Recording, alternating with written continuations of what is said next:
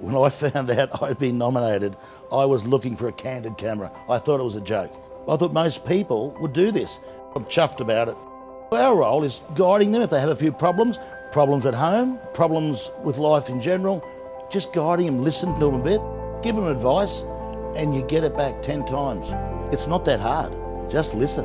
I believe that the key ingredient to success in any business is people, and I think it's part and parcel of that belief that people with disabilities deserve the same opportunities as anybody else.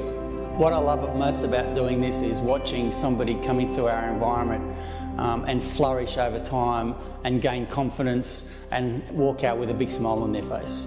That's what makes me happy. When you see youngsters coming through in a wheelchair, you want to help and assist them to be a sports person. Once they get into sport, it takes them into the community, and that's the best part, is getting back into the community. The foundation stone of Everyone Every Day is that we all have responsibility to not only ensure physical access through ramps and rails, but to behave in ways that are welcoming and inclusive of children and adults with disability. When you come across a Livy's play space, it may look like just any other playground. And that's the point. We don't want to stand out. We don't want kids with special needs to be pointed at. And what we know is that children with special needs who are integrated into mainstream life are accepted at a much earlier age than if you try and do it later in life. I love when we get to change people's minds and their perspectives on why they're doing things. It's about creating a holistic approach to the way communities are built, and I love when we have people get it and they work with us in a way that creates beautiful spaces. We can't implement a particular program for a particular child and assume that it's going to work.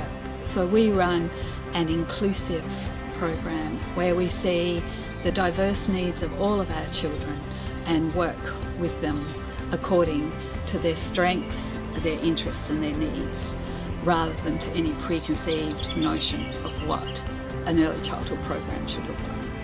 It's a philosophy as opposed to a program.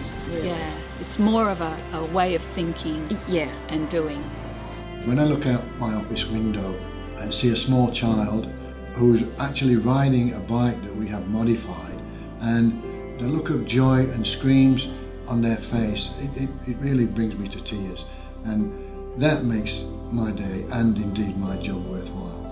Meeting the needs of Aboriginal people with disabilities is one of the most significant social justice issues in Australia today. So there's an enormous amount of work that needs to be done to meet the needs of our people with disability, and that includes anything from access to services and support to educating people in the community about their rights and entitlements. So it's been an issue that's been overlooked for far too long, so we're very committed to making some positive change.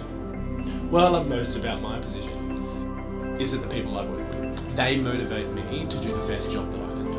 When I'm supporting deaf people in achieving their goals, that's also inspiration for me, because I can see that deaf people in the community are able to reach their dreams. Look, across the national health system, I think there needs to be more learning, sharing from each other.